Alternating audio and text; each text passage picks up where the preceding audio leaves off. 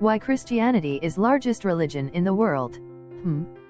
Well, your question contains two notable assumptions. 1. Christianity is the number one religion in the world, whatever that means, and 2. It has been number one for some time.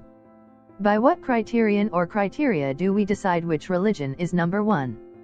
Hashtag of followers? How about efficacy of its teachings? What about wealth and power of its clerics? The second problem is in the how we define religions and how we make groupings. What is and is not a part of a particular religious grouping?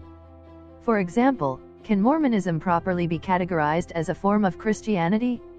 Many Christians think that it cannot. Are Taoism and Confucianism religions? Some scholars think that they should be categorized as cultural practices instead. For the purposes of answering your question, I will assume that you take the number of adherents to be the leading indicator of a religion's success. Additionally, I will take every religion's claim about itself at face value.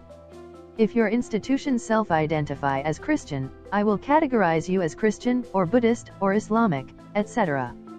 Once we have done this, Christianity is indeed the religion with the largest number of adherents. The next thing we need to do is address your use of the adverb still. As in, why is Christianity still the number one religion?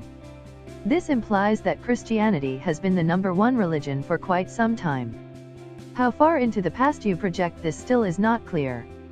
I think it's fair to say that Christianity has indeed been the largest religion in the world for some time. Although, it is hard to say at what exact point it became the world's largest religion. For example, before the conquest of the New World by Christian conquerors and the forced migration of millions of Africans to the Americas, did Islam have more adherents? What about Taoism? Or Confucianism, assuming we decided that they could be categorized as such?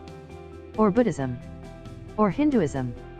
I don't really know the answer, but I suspect that Christianity became the largest religious grouping in the world sometime around the 18th century. I could be off by few centuries, but let's just go with that for now.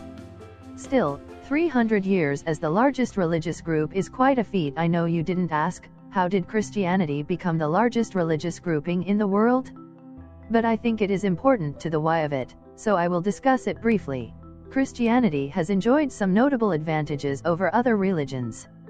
Namely, it has been the official religion of very successful empires. This, combined with the fact that its adherents have been zealous proselytizers since its inception, has greatly helped its expansion.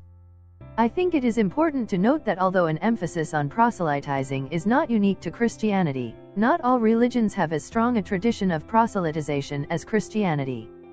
Hindus, for example, traditionally do not place great emphasis on spreading their message to non-believers.